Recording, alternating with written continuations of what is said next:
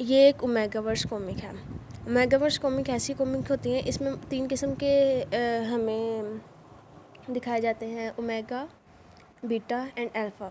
जो ओमेगा होते हैं, इन तीनों के अलग अलग फेरोमोन्स होते हैं। ओमेगा के फेरोमोन्स एक अट्रैक्ट करते हैं लड़की की तरह, और अल्फ़ास के फेरोमोन्स सबसे ज़्यादा हाई होते हैं। और जो ओमेगा होते हैं वो प्रेग्नेंट हो सकते हैं।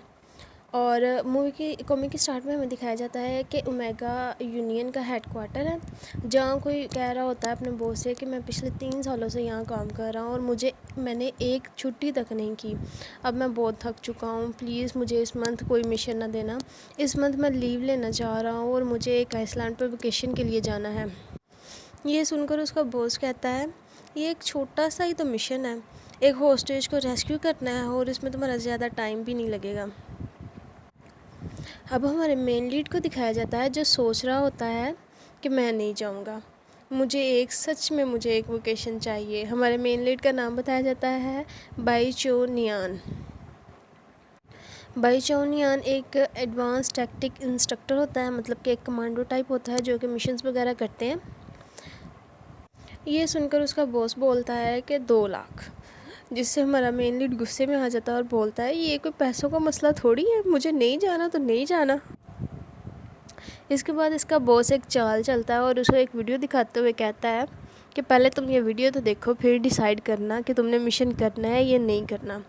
इस वीडियो में एक आदमी दिखाया जाता है जो कि किसी को मतलब सेल करने के लिए मतलब ह्यूमन ट्रैफिकिंग कर रहा होता है, और वो हमारे सेकंड मेन लीड की तरफ इशारा करते हुए कहता है कि ये एक बहुत रेयर चीज़ है, अगर तो आप इसे ख़रीदना चाहते हैं तो वीडियो देखें, अदरवाइज़ इस वीडियो को छोड़ दें। ये देखकर हमारा हीरो मन में सोचता है, ह्यूमन ट्रैफिकिंग, जिसमें लोगों को ज़बरदस्ती बेचा जा रहा है। अब हमारा हीरो सोच रहा होता है कि अगर मैंने इसकी मदद ना की तो ये ज़रूर मर जाएगा। ये टैंक तो बहुत ही बड़ा है, जिसमें हमारे सेकंड मैन लीड को बंद किया होता है। वो सोचता है कि ये टैंक तो बहुत बड़ा है, जब तक मैं वहाँ पहुँचूँगा तब तक तो वो पहले ही, मतलब अभी ये वो सोच ही रहा होता है कि वो पहले ही। इसी के साथ ही ना वो जो हमारा सेकंड मेन लीड होता है वो वीडियो की तरफ अपना फेस करता है, और ये फेस देखकर हमारा हीरो अचानक फ्रीज़ हो जाता है, और हम देखते हैं कि वो ध्यान से उसे देखना शुरू कर देता है। हमारे मेन लीड के हाथ में एक चाय का कप पकड़ा होता है, जब वो ये देखता है तो उसका कप हाथ से गिरने लग जाता है और वो बड़ी मुश्किल से ख़ुद को संभालता है। और जब उसका बॉस ये देखता है तो वो कहता है, क्या तुम्हें कुछ याद आया? ये इंसान नहीं है, बल्कि ये ख़तरनाक टेस्ट सब्जेक्ट है। ये टेस्ट सब्जेक्ट जो है इन्हें लेबॉरेटरीज़ में बनाया जाता है, और जिन पर इंसान जो है वो एक्सपेरिमेंट वगैरह करते हैं, साइंटिस्ट एक्सपेरिमेंट करते हैं।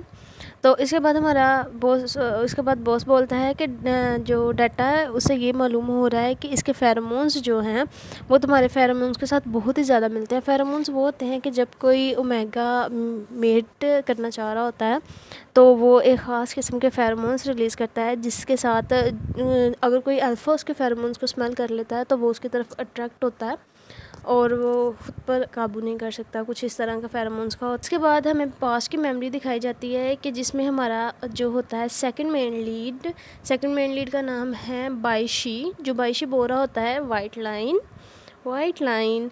हमें बताया जाता है कि ये फर्स्ट जनरेशन के बहुत ही कीमती टेस्ट सब्जेक्ट होने की वजह से लैनबाओ और बाइशे को एक ही जगह पे बंद कर दिया जाता है, ताकि साइंटिस्ट इनकी रिप्रोडक्शन वगैरह करवा सकें और इन आपस में ये जो बिहेवियर शो करते हैं उनकी स्टडी कर सकें।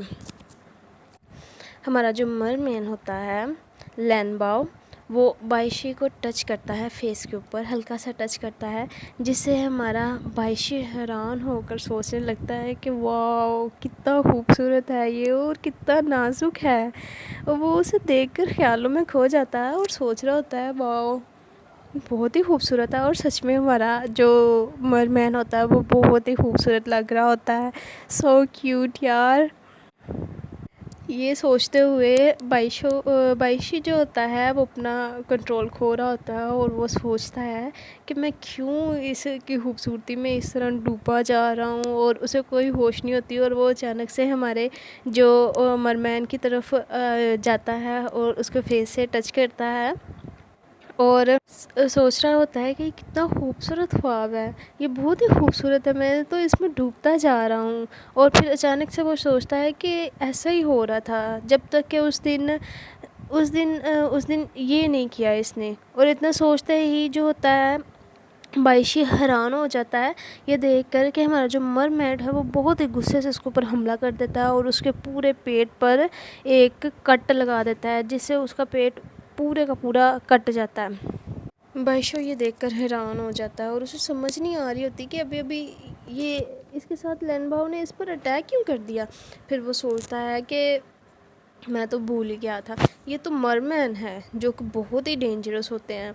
और स्पेशली ये एक फर्स्ट जनरेशन टेस्ट सब्जेक्ट है, ये लड़ने में तो बहुत ही तेज़ होंगे, मैं तो भूल ही गया था कि ये इतने ख़तरनाक है। इतना सोच ही रहा होता है कि उसका बॉस उससे प्रेजेंट में बुलाना शुरू कर देता है और उसे कहता लाइन। ये सुनकर बाइशी दोबारा होश में आता है और बॉस उसका बोलना शुरू करता है, ऑफ कोर्स ये तो ऐसा लग रहा है कि तुम्हारे एक्स बॉयफ्रेंड ने ख़ुद को बचाने के लिए तुम्हें चूज़ किया है। अगर तुम सच में नहीं जाना चाहते तो कोई बात नहीं, मैं तुम्हें और फोर्स नहीं करूँगा। ये सुनकर जो हमारा बाइशो होता है वो कहता है वो मेरा एक्स बॉयफ्रेंड थोड़ी था, वो तो मेरा फ्रेंड विद बेनिफिट था। अच्छा, अगर किसी को ये नहीं पता फ्रेंड विद बेनिफिट क्या होते हैं, तो वो होते हैं ऐसे फ्रेंड्स जो कि आपके पार्टनर भी होते हैं लेकिन उनके साथ आपका कोई ख़ास रिलेशन नहीं होता। इसे यहाँ पे बताया गया फ्रेंड विद बेनिफिट। ये कहते ही वो हमारा जो वाइट लाइन होता है, मैं अपने मेन लीड को वाइट लाइन भी कहूँगी और ये भी कहूँगी बाइशी, क्योंकि दोनों ही उसके नाम हैं। और लेकिन जो हमारा मेन लीड है वो एक वाइट लाइन है, इसलिए उसे वाइट लाइन बुलाया जाता है। और उसका जो रियल नेम है वो बाइशी है। और जो हमारा सेकंड मेन लीड है वो एक मरमैन है और उसका जो नेम है वो है लैनबाओ। ये इन दोनों को मैं तो या मरमैन बुलाऊँगी या वाइट लाइन बुलाऊँगी। तो चलें आगे स्टार्ट करते हैं। हमारा वाइट लाइन उठते हुए बोलता है कि मुझे लोकेशन सेंड करो, मैं अभी वहाँ जा रहा हूँ। हमारा लीड ये कह के वहाँ से चला जाता है। उसके बाद हमें एक्वेरियम का सीन दिखाया जाता है जहाँ के हमारे मरमैन को कैद किया होता है। वो उसे जंजीरों में बंद करके उसे बड़ी बड़ी चेन्स में बंद किया होता है और उसे टॉर्चर काफ़ी ज़्यादा, उसके जिस्म के ऊपर काफ़ी ज़्यादा ज़ख्मों के निशान होते हैं और वो काफ़ी ज़्यादा तकलीफ़ में होता है। वो बार बार अपनी चेन्स को खींच रहा होता है, उतारने की कोशिश कर रहा होता है, लेकिन उसे कुछ भी नहीं किया जा रहा होता। वो बिल्कुल एक लाचार की तरह वहाँ पे ना मदद के लिए वेट कर रहा होता है। अब वहाँ पे दो आदमी खड़े होते हैं जो कि उसे मतलब ख़रीदने के लिए एक आदमी होता है और एक आदमी उसे सेल कर रहा होता है और उसको मुतालिक बता रहा होता है। वो आदमी जाता है और जाके ना हमारे मरमैन को फेस से पकड़ लेता है और फेस से ज़ोर से पकड़ के कहता है देखो इस फेस को ध्यान से, हमने चाहे इसे जितनी भी तकलीफ़ में रखा हो लेकिन हमने इसके फेस को छुआ तक नहीं है। मतलब उसका फेस बिल्कुल क्लीन होता है, उसकी पूरी बॉडी पे जो होते हैं स्कार्स के ज़ख्मों के निशान होते हैं। तो ये देखकर जो दूसरा आदमी बोलता है ये मरमैन ओमेगा है और ये तो सच में एक रेयर स्पीशीज़ है। इस तरह की कीमती स्पीशीज़ तो एक अच्छा खिलौना होती हैं, मतलब कि वो उसे अपने पास रखने के लिए, अपना टाइम स्पेंड करने के लिए उसे ख़रीदना चाह रहा होता है। तो ये बोलकर वो कहता है तो तुम्हें तो इसकी कीमत की फ़िक्र करने की ज़रूरत ही नहीं है, मैं तुम्हें बहुत पैसे दूंगा।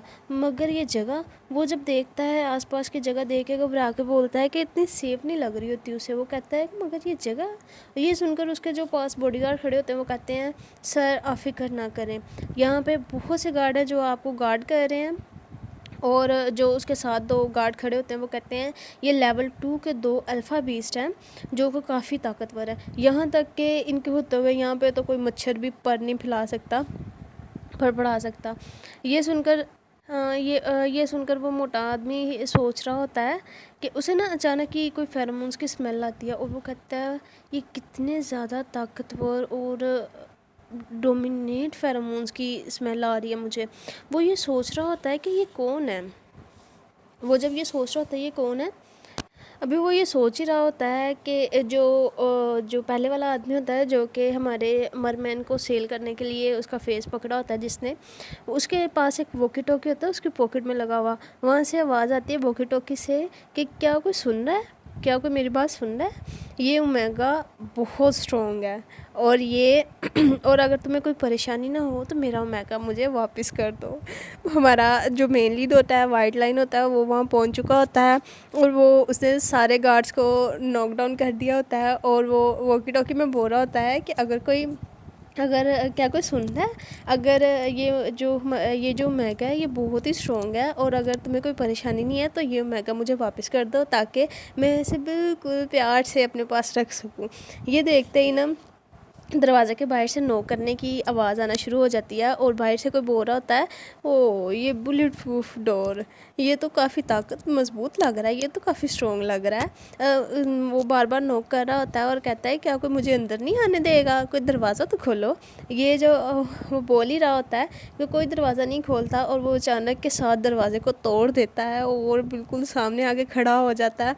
और जब हमारा मरमन ये देखता है तो वो ज़ोर ज़ोर से उसे हेल्प करने के लिए बुलाने लगता है। उसे देख के बहुत खुश हो जाता है, और उसकी आंखों से आंसू निकल रहे होते हैं, उसकी आंखों से आंसू निकल रहे होते हैं। और वो क्या करता है कि हमारा मेन लीड आते ही ना, वो जो 2 लेवल के अल्फाज होते हैं, गार्ड होते हैं, उसको उनमें से एक को गर्दन से पकड़ लेता है और ज़ोर से दूर फेंकता है।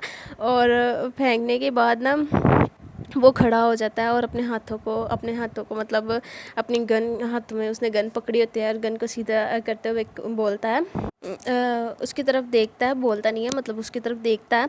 जो दूसरा आदमी होता है ना, जो कि पहले उसे सेल कर रहा होता है हमारे मरमैन को, वो आदमी ना नीचे ज़मीन पर गिर जाता है और वो कहता है what the hell you are, मतलब कि तुम कौन हो। तो ये बोलने के बाद जो हमारा हीरो बोलता है, वो कहता है वाइट लाइन, काफ़ी ज़्यादा हीरो स्टाइल में बोलता है वाइट लाइन। ये बोलते ही वो क्या करता है कि जो उसने हाथ में गन पकड़ी होती है उसे ना वो एक्वेरियम की तरफ, वो जो वाटर का काफ़ी बड़ा सारा टैंक होता है उसकी तरफ पॉइंट करता है और गन शूट कर देता है। एक्वेरियम के शीशे के ऊपर गन लगती है, बुलेट लगती है और शीशा टूट जाता है, और अचानक से सारा पानी नीचे की तरफ गिरना शुरू हो जाता है। और जब पानी नीचे की तरफ गिर रहा होता है तब साथ हमारा मरमैन भी, उसकी जंजीरें टूट जाती हैं और वो भी उसी पानी के साथ ना नीचे आके गिर जाता है। और और उसे देखकर जो हमारा वाइट लाइन होता है वो हमारे मरमैन को देखता है और देख के कहता है तुम अभी भी ज़िंदा हो। और जो हमारा मरमैन होता है वो कुछ भी नहीं कह रहा होता, वो काफ़ी खुश होता है और वो बस बोलता है।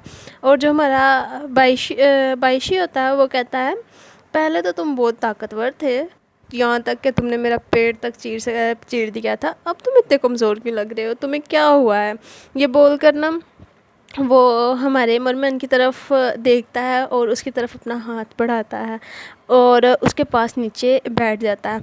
और जो हमारा मरमन होता है ना वो भी बड़े प्यार से उसके हाथ में अपना हाथ रख देता है और उसका हाथ पकड़ लेता है। फिर अचानक ही पता नहीं क्या होता है, हमारे मरमन को वो अपना हाथ ज़ोर से पीछे करता है और अपने हाथ के ऊपर ज़ोर से बाइट करता है, यहाँ तक कि उसके हाथ से ब्लड निकलना शुरू हो जाता है। और वो जब ब्लड निकलना शुरू हो जाता है फिर वो अपने ब्लड वाले हाथ से ना हमारे वाइट लाइन का हाथ पकड़ता है और ज़ोर से टाइट से होल्ड कर लेता है। और इसी सस्पेंस के साथ जो हमारा फर्स्ट चैप्टर होता है वो ख़त्म हो जाता है। और हमें सेकंड चैप्टर में दिखाया जाएगा कि जो हमारा मरमैन है, वो हमारा जो वाइट लाइन है वो हमारे मरमेड को उठा के लेके जा रहा होता है और कहता है चलो मेरे साथ वॉशरूम में चलो। और आगे भी ये बहुत फ़नी होने वाला है और इसमें बहुत ही मज़े का और बहुत ही फ़नी है ये एपिसोड। इसका ये पूरे का पूरा मांगा, और अगर आप देखना चाहते हैं तो इसके साथ जुड़े रहें।